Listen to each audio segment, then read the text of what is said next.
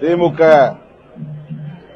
குழுவினரோடு விடுதலை சிறுத்தைகள் கட்சியின் சார்பில் நானும் கட்சியின் பொதுச் செயலாளர்கள் சிந்தனை செல்வன், ரவிக்குமார் ஆகிய மூவரும் பேச்சுவார்த்தையில் பங்கு பெற்றோம்.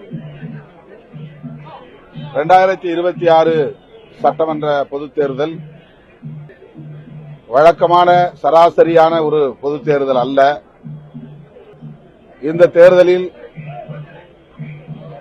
வலதுசாரி சக்திகளை காலூன்ற விடாமல் தடுக்க வேண்டும் என்கிற பொறுப்புணர்வோடு மதசார்பற்ற முற்போக்கு கூட்டணியின் வெற்றியை 100 விழுக்காடு உறுதிப்படுத்த வேண்டும் என்கிற அக்கறையோடு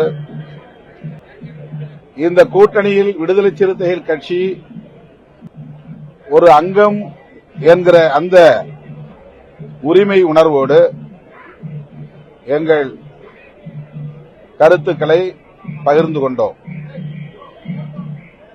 நாங்கள் திமுகவோடு ஒரு பேரம் பேசுகிற கட்சியாக இல்லை. திமுக தலைமையிலான கூட்டணியை வெற்றி பெறச் செய்ய வேண்டும். அது தமிழ்நாட்டுக்கான வெற்றி, தமிழக மக்களுக்கான வெற்றி,